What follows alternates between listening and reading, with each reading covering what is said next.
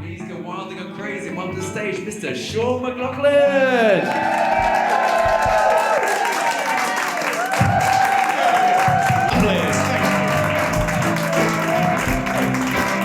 I want my audience sober. I want them scared. If this mic stand wasn't here, this is an ISIS beheading. I and I like that. There's energy in the room because people are genuinely fearing for your lives, and I am as well. I don't know who the fuck you are. I turned 30 last year, and a lot of my friends are turning 30, and they can't handle it, and it's pathetic. It's pathetic. They keep saying things like, I can't be 30, I don't feel like a grown-up. Well, that's not how life works, you fucking plum. Just because you don't feel like something doesn't mean you're not something. I don't feel like a tax avoider. It doesn't change what I am.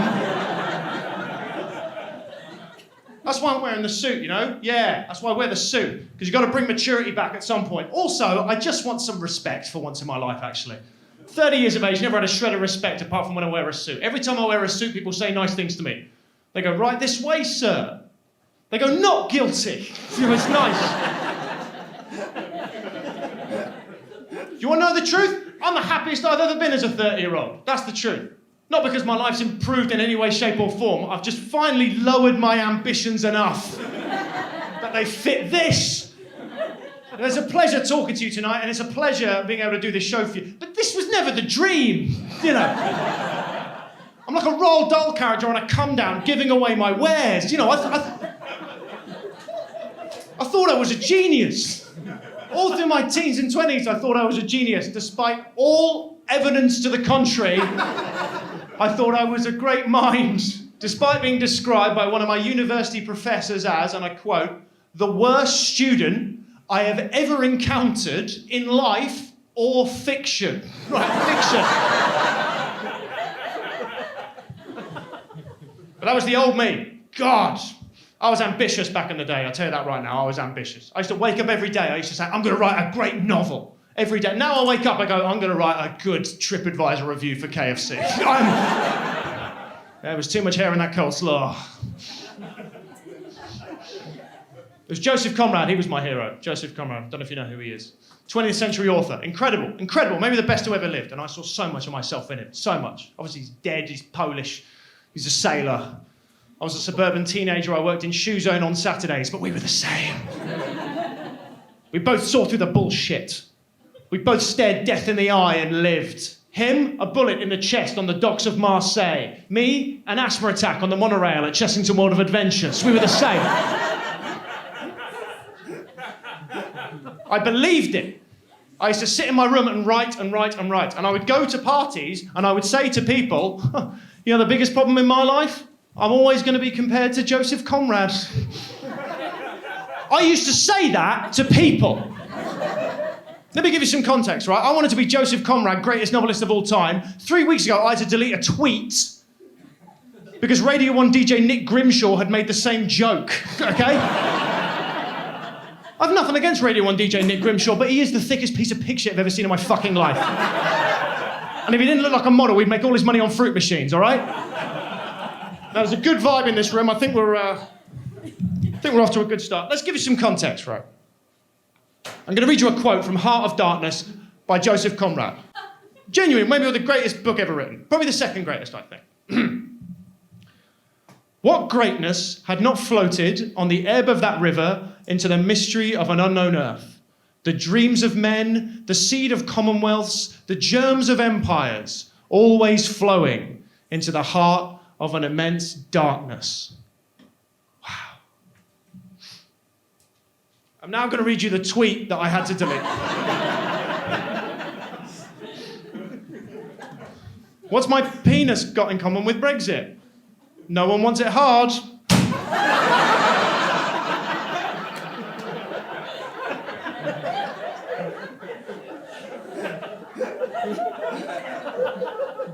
did it all go? Where did it all go? All those dreams. I thought I'd be a great man, and here I am. Playing to a crowd so small, I don't even need the mic. I don't need the mic. I'm recording a fucking special here. I could have recorded this special in the Stone Age. You know how that makes me feel?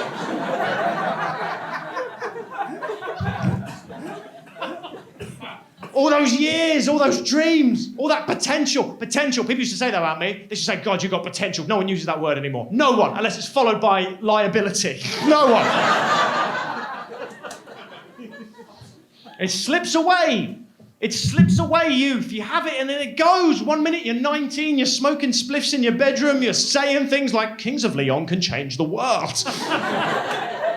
Before you know it, you're 30. Man from EDF Energy's knocking at your door, you're pretending you're Spanish, you don't have to give a meter reading. You know, it fucking goes. I can remember my dad when he was my age. I'm at that age now, I can remember my dad as a 30-year-old. He had more about him. That whole generation had more about them, actually, I admit that. Like, I am tired. End of sentence. All the time, every minute of every day, I'm tired. I've been like that for 10 years. 10 years I've been tired the whole time. Turns out, all I eat is bread. I found this out very recently. So all you eat is bread. So now all I eat is spinach and beans. That's all I eat now. And you know what? I've got a bit of life in me, but it's no better, my existence, because I'm now wiping my arse genuinely 90 minutes a day minimum. Minimum. But that's neither here nor there. I used to wake up for school 7 o'clock in the morning. And I'd go downstairs and my dad would just be sat there awake. Totally awake at 7 in the fucking morning. I've never been this awake. Well, once. I'd done so much coke. I'd done so much.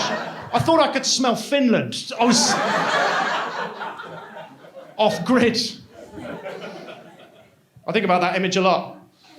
My dad at the breakfast table, dressed, awake, reading the newspaper. My dad would read the whole newspaper cover to cover before work. He wouldn't flip out. He wouldn't go ape shit about the news the way we do today. He was reading hardcore stuff, you know, war, famine, economies collapsing. He just went, ugh. That's it. That's class. That's composure. I read one thing on Twitter in the morning, I'm punching the wall in anger. It's not even news that I'm reading. It's what?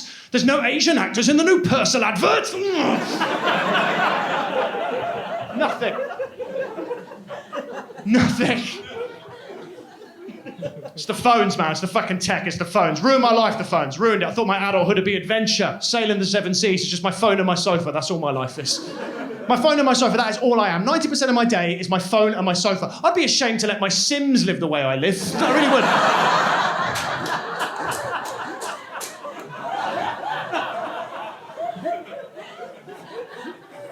And we know it's bad for us.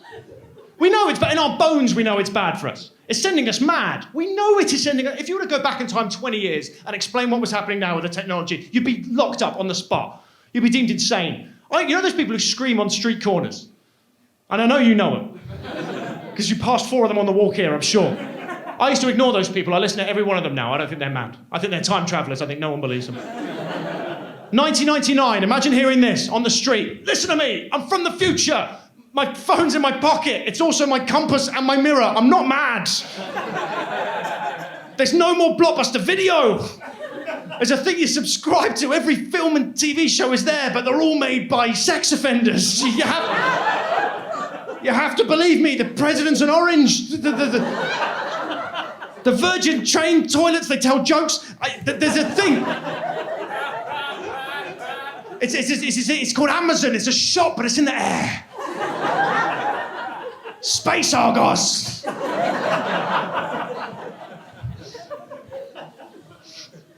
When's it going to end? When's it going to end? I walk down the street and all I see is the split. All I see is the split. Feels like for half of us, I think, here's my theory, half of us want to keep going forward. Faster living, more technology, more machines. Half of us want to go back. They want the world to be like it was 50 years ago. And both teams are winning.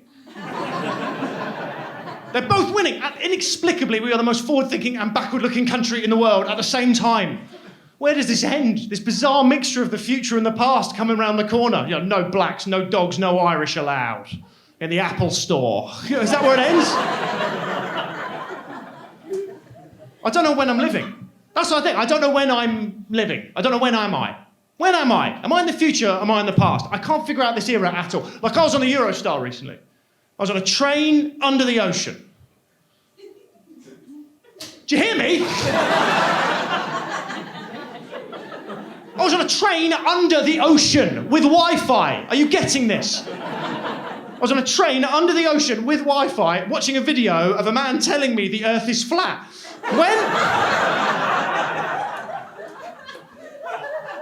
When am I? When is this? Two most popular ways of listening to music? Streaming and vinyl. What? Vinyl. Two most popular modes of transport are hoverboard and mammoth. What? Who's buying vinyl? It's everywhere, as soon as you look for it, the future and the past. I was in a cafe today, a man in front of me was paying for a coffee. Said to the woman there, he goes, I'll just pay my watch. He wasn't like mental, he was going, pay my watch. He wasn't giving her the watch, he went, beep. That's money, beep. I then paid for the same thing, piece of paper with the Queen's face on it, same thing. Cash, I didn't just draw one, it's cash.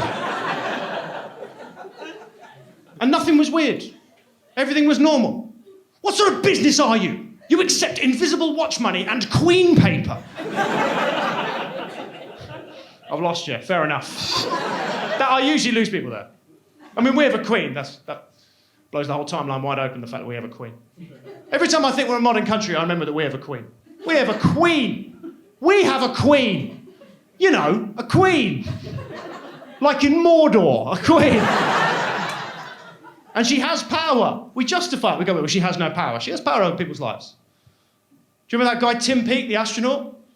Lived on the International Space Station for 3 months. An astronaut. Is there still any job more modern, more futuristic than an astronaut? And he came back to Earth, and what's his reward? The Queen will make him a knight.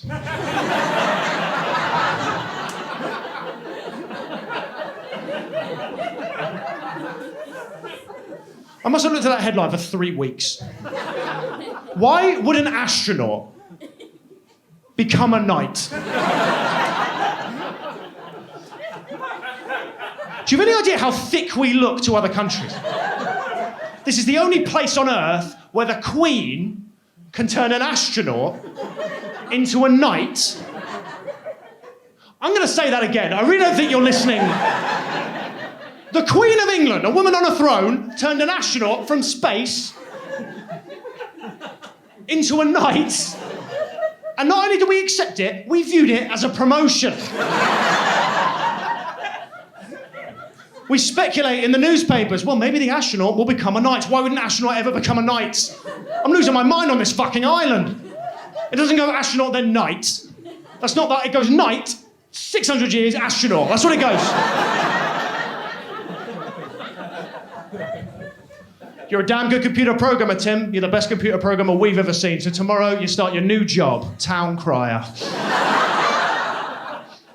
The problem with science fiction, that's what I'm saying. Problem with science fiction. I always loved science fiction my whole life, but they always got it wrong. Because they always showed all this incredible modern stuff, which we now have. What they never showed was all the crap from the past and still be clogging up the system. You know, there's no episode of Star Trek where they find asbestos on the Enterprise. You know? Future and the past. Everyone's in one of those factions. Everyone. I always thought I was in the future faction. That's what I always thought. I'm a modern man, you know, but I don't know. I must be wedded to the past on some level. I must be. I've still got a Hotmail account. Yeah, I'm on Hotmail still. I'm loyal. Anyone here on Hotmail? Genuinely, you're on Hotmail. Welcome, honestly. It is so rare that Amish people come to comedy. Thank you so much for being here. Are you about my age? Are you similar age to me? No, not at all. How old are you? Far beyond my age. Cool. Great spirit. All I remember is when I was 14 years old. 14 years old, that's how long I've had this thing. 14, we were put into a shit computer room in our school, and the lesson was get a Hotmail account. That was the whole lesson. That took an hour. And then all my friends changed theirs. Of course they did. You're 14, you do something so juvenile, you have to change it. You can't apply for a job if your contact is bonerbitch2k@hotmail.com.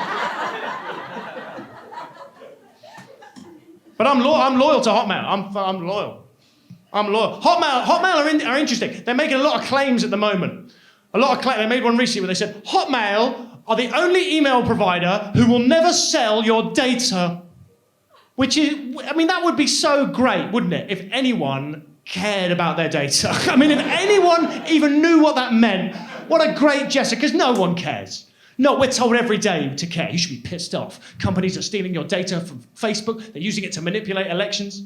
No, but people were more pissed off when you two gave them an album. Right, that was it.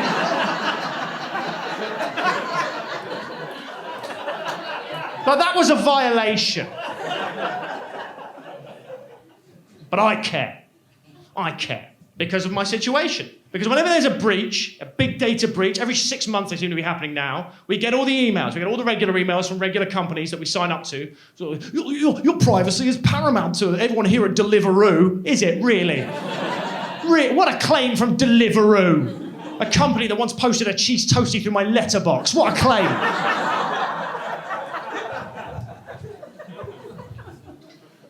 But as I said, I've had the same email address since I was 14, so I get thousands of emails.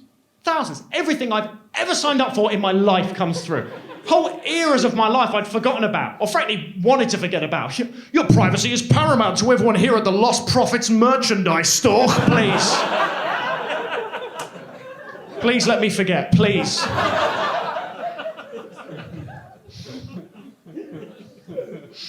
It's interesting, isn't it? Isn't it interesting? It's interesting just how many companies have my email address. How many companies I've given my email address to. It shows how quickly our relationship with the internet has changed. Because once so long ago, maybe 10, 15 years ago, there'd be stuff in the news, stuff in the papers, every day going, don't put any personal details on the internet. Don't give them your real name. Don't even look at it, you swine. And now, I mean, I don't know about you, I'm at a point where I am actively annoyed if I have to type in my whole bank card number. What do you mean you don't have all my bank details on site? What sort of evil corporation are you? That's how fast it changes. But it's Facebook. They get the main one. Zuckerberg's in court right now. Zuckerberg, I mean, always. Is he always going to be in court? Mark Zuckerberg. Do you know what the truth? I feel sorry for Mark Zuckerberg. I really do. I feel very sorry for him. Because first of all, with Facebook, it's free. It's free. Really? Do you think you get anything in this life for free without a sinister motive? Honestly. Thank you for coming. Thank you. Thank you. Also, I feel sorry for him. Because he gets all the blame, Mark Zuckerberg. He gets all the blame. Not Facebook, not the idea of data harvesting, him personally. They called him paranoid in court yesterday. Yesterday, you're paranoid, sir. It's like, yeah. I'd be paranoid if I was Mark Zuckerberg. Wouldn't you? He was 19 years of age when he founded Facebook. 19. By the time he was 25, a Hollywood film came out where the plot was Mark Zuckerberg is a cunt. Like,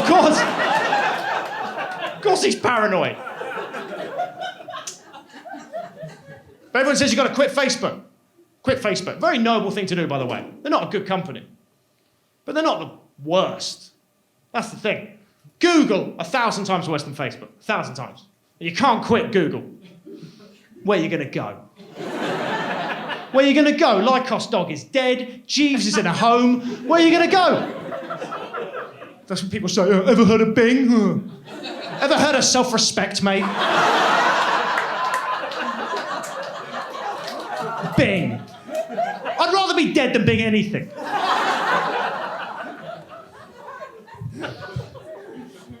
No, Google. Google, most powerful entity of all time, Google. More powerful than any empire, any religion even. Everything that has ever been typed into Google is kept and it's monitored, it's observed and it's used. People find that creepy and I like it, to be honest. I find it comforting. I type secrets into Google just so somebody knows them.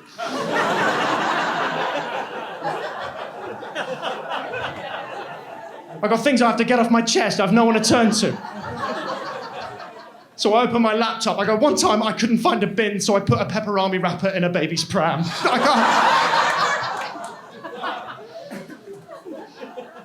Can't tell a person that. But I tell Google, because Google's my friend. Google's my best friend, probably. It probably is. What is the thing you say about your best friend? What's the thing? We finish each other's sentences.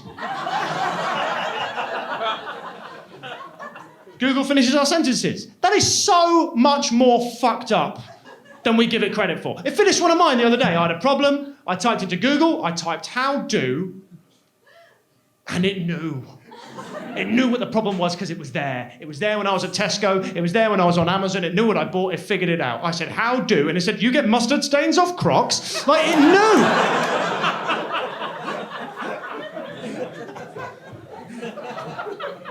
It seems human, doesn't it, Google? It seems like it's alive, but it's not. It's something bigger now. It's something scarier. You can tell, there's a couple of reasons, I think. First one, the home pages they have. Every so often, they'll have a special home page that celebrates something. But it's never anything a human being would celebrate. Ever. It's never like 50 years since the Walkman, 100 years since Florence Nightingale. It's weird, specific stuff. Happy 214th birthday, Edmund Spunt. Who?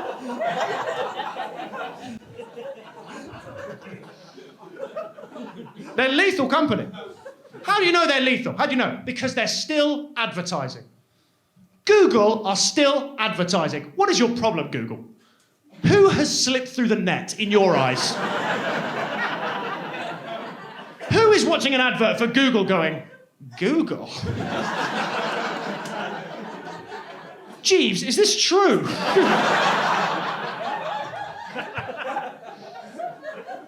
They're still advertising. Google are still advertising. Why? Who's their competition? Well, you've got to figure it out. Figure it out. Because they make McDonald's, I'm not joking, look like a small family-owned restaurant. Hand on heart. Because they own YouTube. That's the first thing you should know. They own YouTube. And I was on YouTube today, watching a video. And before the video, there was an advert for Google. There's an advert. Hey, use Google. I was like, I'm fucking here. I'm on Google. How much more can I give you? How much more of me do you want to fucking take? You've got it all, Google. You do my calendar. You take me around. You know my bank details. You've got pictures of my cock. How much more? You want my soul? They do. It's not money they want. It's something else. Because again, who's their competition? McDonald's has competition. Other places to get food, other places to get coffee. There's no competition for Google. But they advertise. Why? Because we're not doing this. 24 hours a day, we're not doing this. Any minute that we're not doing this, that is a problem. Google's competition is life. Every time you look at your kids, someone at Google gets sacked.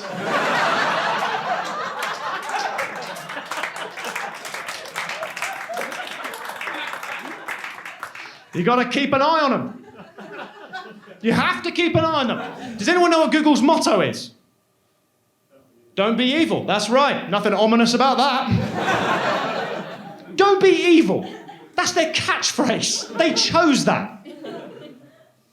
If my friend opened a restaurant, I was like, hey, Jennifer, how's the restaurant going? And she went, the key thing is we're not doing anything evil. Okay, I didn't ask, but that's where... It's not baby meat. Okay.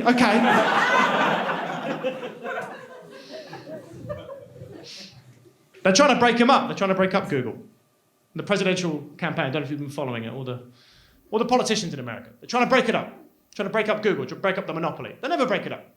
You'll never break it up, because it's not a physical monopoly. It's ideas. It's knowledge. That's what they've got a monopoly on. What happens if you don't know anything? You Google it. You Google it. It's a private company. They're 20 years old. How the fuck have they got this much power over us? This is how warped it is. To research this routine, I typed, what's wrong with Google, into Google. As if the answer would ever be honest. As if the answer would ever... What's wrong with us? Why, if anything, the slides in our office are too fun, you know. But that's what they do. They have slides in their office. That's how they trick it. Hey, we're Google. We have slides in our office. We're a fun company. Hoo-hey. We're Facebook. We don't wear suits. We wear hoodies. We sit on beanbag chairs. Wahoo. We're Virgin Trains. Our toilets tell jokes while you shit. Woo-hoo. All this childish stuff, this nostalgic stuff, it seems so friendly and innocent, but underneath there's a heart of darkness, I'm telling you right now. Oh, sorry, was that structure not good enough for you? Sorry, was that insane structure not good enough? Yeah, a walkout over that. No, pay attention to the structure, that's all I ask. Because we're about to go deep down into the river, deep into the Congo. There's no way back from where we're going. Because I'm in the worst situation of my life right now because of Google. I'm telling you that right now. Worst situation of my life. I'll start by saying, I hate my name. I hate my name, Sean McLoughlin, because it's too Irish for someone that isn't Irish. You know? My dad's Irish, I love the Irish people, but Sean Joseph Patrick McLoughlin is my name. I may as well be called Spud Plough McGelduff. But I never knew anyone else called Sean McLoughlin. Turns out there's a lot of us, and they're all more successful than me. Now, there's this new thing in life called a YouTube gamer. Right, and if you don't know what that is, I'll explain it to you. You might feel pretty confused. Basically, it's a teenager who plays video games, films himself playing on it and comments on it. They go, wow. Wow, that's it. That's all they do.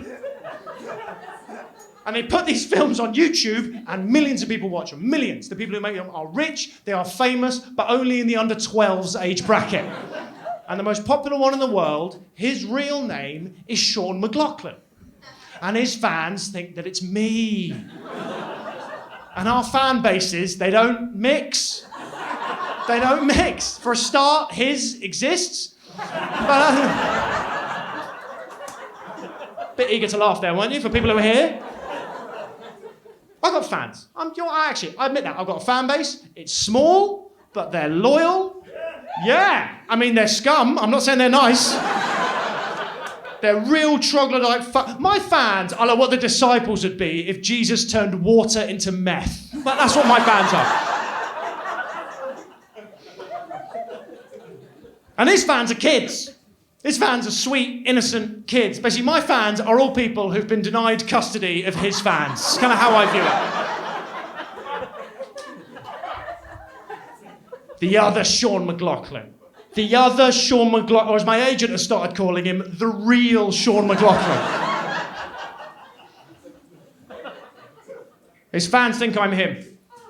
So I'm now getting all these messages every day meant for him.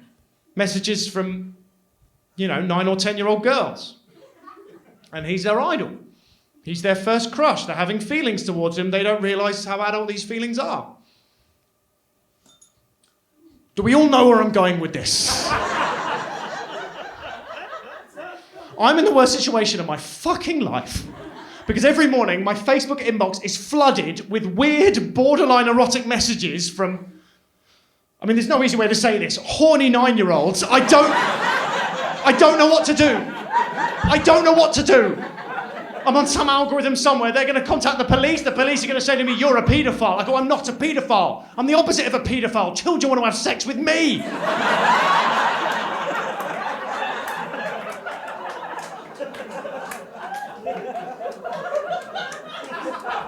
I'm being groomed here. There's no number I can call. There's no adult line. There are adult lines. I'm not going to call them to stop people thinking I'm a perv. Bang to rights, they got me, bang to rights. You go, oh really, innocent are you? Then why are you still in contact with the Lost Profits merchandise store? Please.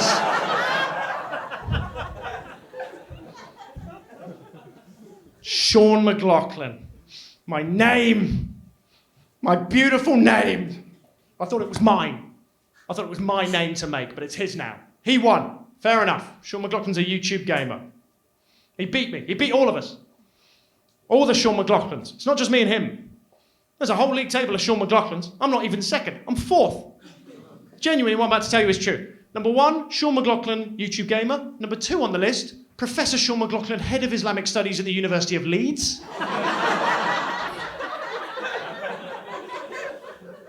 Number 3, Sean McLoughlin, left back who just signed for Liverpool Football Club. Number 4, me. What a career. Because it's fun talking to you this evening. I think most of you are enjoying it, but I know in my heart of hearts at least a couple of you are here for a different Sean McLoughlin. To be honest, at least it's only a couple of you. I've been touring this show recently, and on some nights I walk out to just a bizarre tapestry of 10-year-old girls, Muslim clerics, and disgruntled Scousers. That gig is unplayable.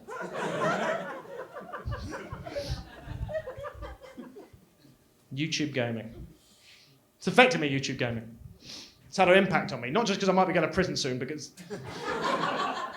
it's what it represents. It represents the world moving past me. Because the world moves past all of us, we just never know why. And I think YouTube gaming Here's what I feel about it. I understand it, but it is the last thing that I'll ever understand. Because I've got a cousin, he's into it. I asked him what it was about. I was like, well, what's that you're watching? He went, it's a teenager playing video games on YouTube. He's rich and famous. And I got it, but I only just got it. You know? In 10, 20 years, there's going to be a new thing that emerges, and I'm going to have no idea what they're talking about. Say, what's that you're watching? It's a horse doing yo-yo on Instagram. He's the Prime Minister.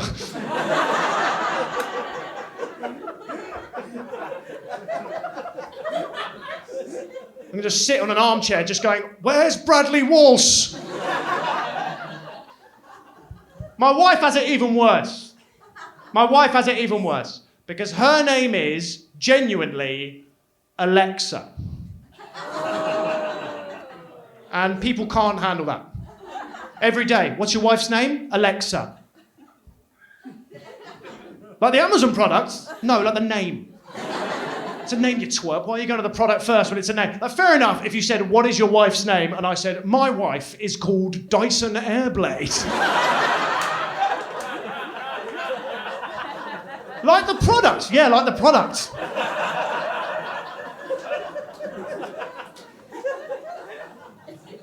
But we live together, me and her. Our neighbours, they don't know her name's Alexa. They're thinking about the product first as well. I don't know what sort of life they think I'm leading, hearing me through the walls. Every day they just hear these weird commands coming through. Alexa, why'd you always undermine me? Alexa, why aren't the dishes done? Alexa, the condom split. Is there anything in you? What is he doing? Then my wife comes home and they hear it all again. Yes! That's stand-up comedy! That's why we're here! I was fucking the robot the whole time! Did you see that, Eva Braun? Love wins, you fuck! Do you think there's a market for this show?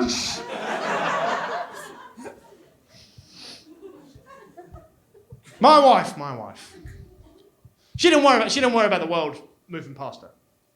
She didn't worry about that. She didn't worry about any of the stuff I worry about. Why should she? She is a 25-year-old Canadian woman.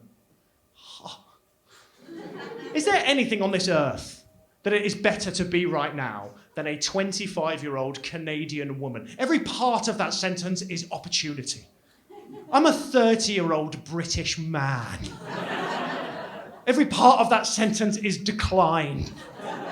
She is a Japanese bullet train hurtling to the future. I'm a retired greyhound coughing onto a boarded-up Woolworths.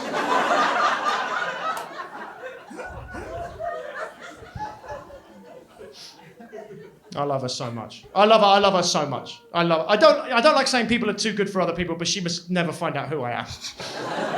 Never. Are you serious? She speaks 3 languages and she dresses well. I speak 0.7 languages. And my backpack's got cum on it.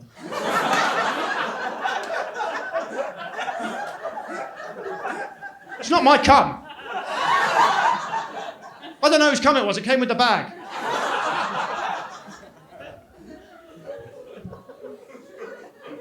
I love her. I love her so much. I love everything about her. That's the truth. I love everything about my wife. Absolutely. Even the stuff I don't love, I love. Like, she has this game she plays. And I don't like it really, but I know she's thinking of me when she does it. And so I don't... To be honest, I don't even know really if you call it a game. Basically, every time she sees a dog with a bigger penis than me, she texts me a photo. Is that a game?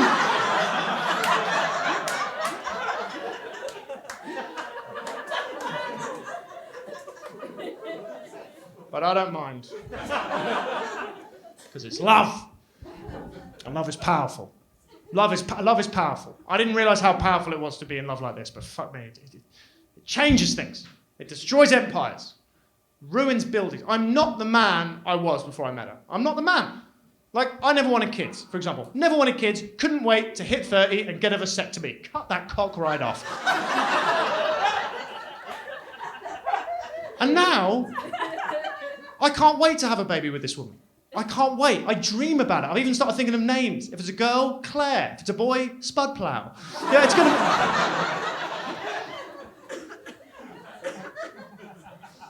She's the reason I can't hate Zuckerberg. I think it is her. I do think it's her. Because what you have to understand is we were long distance for the first year. We were long distance. And so what would we have done without Mark Zuckerberg? What would we have done without the technology he brings? Written each other letters?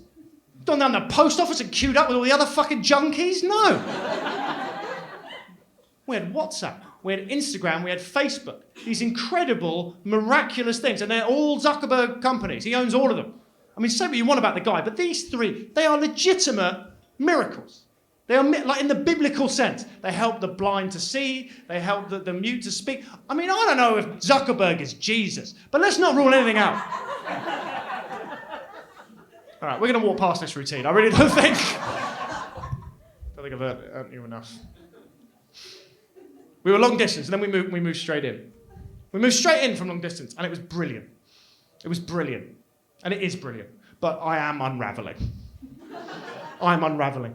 Because the real me is coming further and further into her vision. Here's the thing. Online, we were a long-distance couple, and online, you can kind of be someone else. You know, and you can say things to other people and project certain images. And there's a few things I said to her that I would say aren't strictly true. Nothing bad, but, you know, now she was someone who's in a screen, and now she's someone who's in my life, and I have to make peace with her. Like, she still thinks I'm the bass player from Travis. I don't know. I don't know how long I can keep this up. The real me is coming further and further into her vision. Like, she works so hard. She works so hard, and she comes home from work every day, and she goes, "What'd you do today?" And I go, "Nothing." Because that's better than the truth. I can't tell her the truth. Okay, what did I do today? I was on eBay for 6 hours. I was bidding on a roll of sellotape allegedly found in Bin Laden's compound. This is who I am. And I wanted to see the real me. Because I'll tell you what I see in her. I look at her, and I see someone who has used every ounce of their potential. Every ounce. She is 25 years of age. I'd have killed to be like her when I was in my 20s. She's happy. She's hygienic. She's shacked up with a platinum-selling bass player. You know, she's...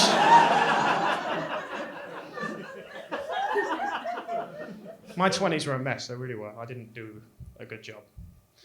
Let me just check the time. Great. I've got enough time to tell you this. You're a great crowd. I just want to say that. Really, what a pleasure it is to perform to you. I mean that.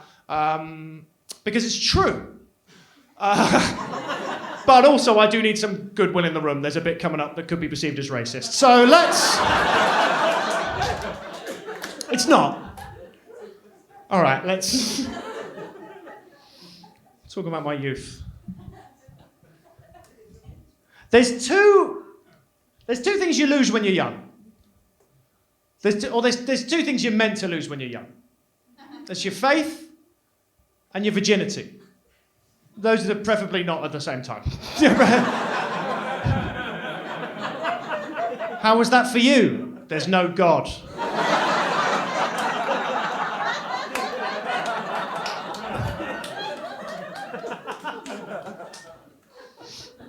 I lost my virginity as a teenager, when a lot of people do. In a tent, if you must know. I lost my faith much later. It was much harder nut to crack. I think it's because I was raised Catholic. Was anyone here raised Catholic? So you were. Oh wow. Do you still believe? Well, no. Oh. Fair enough. You want to go to hell? That's your prerogative. It's absolutely fine. No, genuinely it is. This gig will at least acclimatise you to the conditions. You know, just heat and Nazis. I'm sort of jealous of people who... I think it's a very powerful idea to get rid of the Catholic idea of God. I think it's very powerful. Do you not think? You don't think it's hard? No matter who you are, no matter what you've done, if you apologise and repent your sins, God will forgive you. That is a powerful idea. It really is. That's why I apologise all the time. It's my Catholic side coming out. I'm pathetic. I'm always like that. I'm sorry. Yeah. I'm sorry. I didn't know you had eczema. Sorry, I didn't know there was a baby in there. Yeah. Oh, I'm sorry, Senor Energy Man. Sean is not here. I'm as how you say butcher. I will tell that gringo you came by. Muy bien.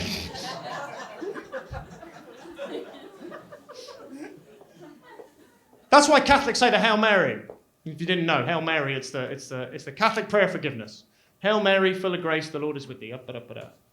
8 sentences long. Basically sums up the entire faith.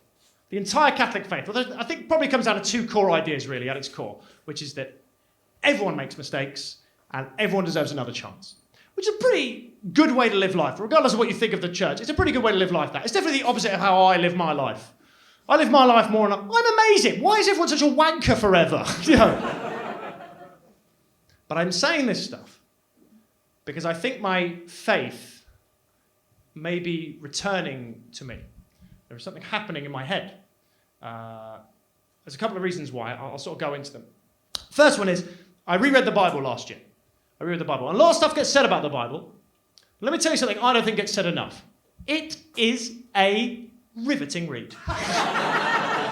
It is riveting. The language is poetic, the characters are flawed and intertwined, the imagery, the ideas. Christianity is not a religion. It is a book club that got out of hand. You know? Aren't they all in a way? Like, it's the great mystery of humanity, don't you think, the Bible? Is it real? Is it made up? Both answers are amazing. Both. Either it all happened and that's one thing, or it was made up. And I hope to God the Bible was made up. Because if the Bible was made up, is without any shadow of a doubt the greatest work of art that humans have created. Without any shadow of a doubt. 2,000 years old, we got it right. First time. No other creative endeavour has inspired that much love, that much devotion, that much anger. No one has ever said, Back to the Future is so good, I will murder anyone who disagrees with me about it. No one straps a bomb to their stomach and goes, this is in the name of Chandler Bing! You know? Like, we have priests and nuns because of the Bible. That is how good this book is. I think comedy is art. I don't think comedy will ever attain that level of art. Ever, ever. Hey, was Sean McLoughlin funny last night? Funny. I'll never have sex again. I'm going to Africa tomorrow to talk to them about Sean McLoughlin. I'm bringing him to Uganda. No, the Bible gets a kick in the Bible. It really does. But it's a good book. It is a good book, and that's why there's so many different versions of it, so people can share those stories with their communities. And everybody has their own Bible. Be you Coptic, Ethiopian, lad. You know, there's Bibles really.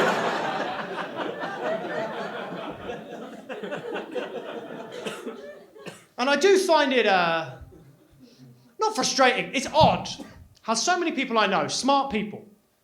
Their opinions of the Bible have been dictated by the people who understand it the least. Because you get these groups, you get them in America, you get them over here, and they've read the Bible. They've read all 1,000 pages of the Bible. They know what God was trying to say. They could sum it up in 3 words. And they put those 3 words on their placards. And they stand outside the school and it just says, God hates fags. Fascinating, these people. Fascinating. I just want to know what they think other books are about.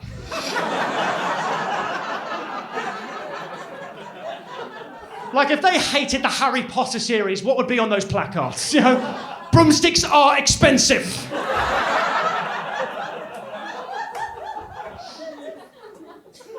There's homophobia in the Bible. Of course there is. I'm not going to say there isn't, but the book is 2,000 years old. It's still less homophobic than the average Adam Sandler film. It's a book about decency, I think, at its core. Forgiveness. Turn the other cheek. Be charitable. Find common ground with your fellow man. It's not bad. These aren't bad ideas. You know, you want to sum up the Bible in 3 words, you choose something positive. Choose something uplifting. Don't choose 3 words that are heinous. Choose something... how about don't be evil? How about that? Put that on your placards. That's right. That's the second reason why my faith has come back. Because the argument against God was always the same. And it always made sense. Always. It was always, you're an idiot if you believe in God. You're a fool, sir, if you believe in God.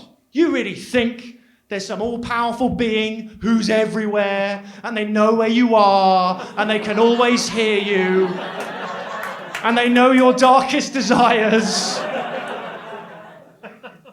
That's just Google I described. Did I just describe Google?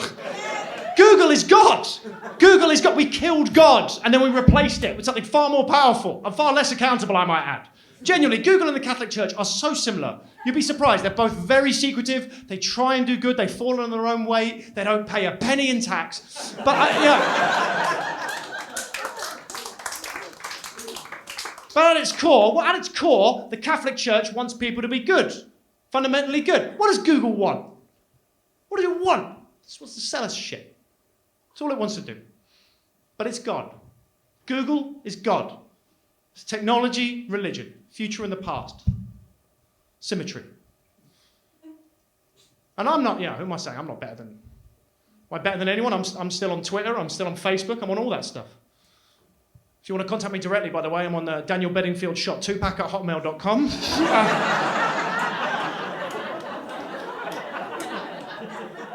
What's he got to get through?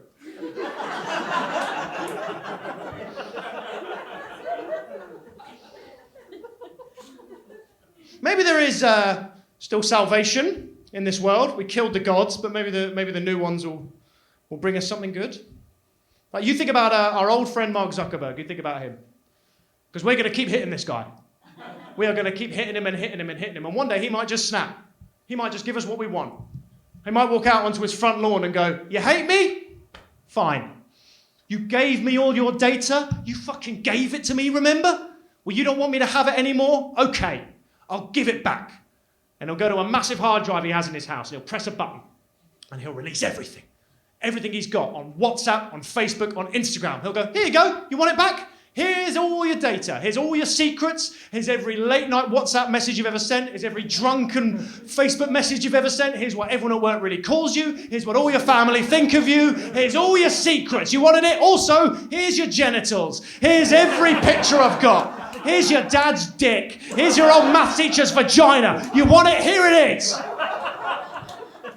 And he'll release everything. Everything released. A moment of total absolution. And we won't even know where to begin with the amount of information we receive about each other. How can we process that? What? Mary isn't vegan and hates Muslims? What? Everyone knows I shat my pants at the fax machine. That lanky comedian wasn't Lionel Messi. Everyone will know it. Everyone. And we'll just run out into the town square and we'll just look at each other. Everyone will know each other's secrets. Everyone will know each other's business. And for the first time in history, no one will have the high ground. No one. And people will try and claim it. They always do. Like first, a politician will stand up and say, "Well, what I think we should do is," and everyone will go, "Why should we listen to you? We all know you shagged that duck." And then an academic will stand up and will say, "Why should we listen to you? We all know your favourite film is Boss Baby." And then a handsome man will stand up and we'll go, "Why should we listen to you? We all know you're not really the bass player from Travis." And what do we do in that moment? What do we do? Do we relearn those old ideas? Everyone makes mistakes. Everyone deserves another chance. Or do we do the one thing we're so fucking good at? Do we find someone to blame? Zuckerberg. We find Mark Zuckerberg. We find out where he lives. God shows us through his maps. And we go to his house and we drag him outside and we make him take that massive hard drive with him. It caused us so many problems, so we make him carry it on his back through the city. And the crowd roars as we rip off his clothes and someone fashions him a hoodie of thorns.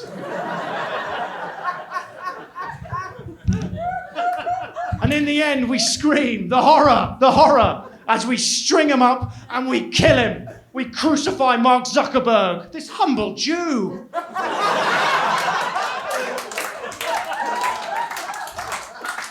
He performed many miracles. He acquired many followers. He upset the elders of the day. And in the end, he dies because of our sins. Thank you very much for coming, guys.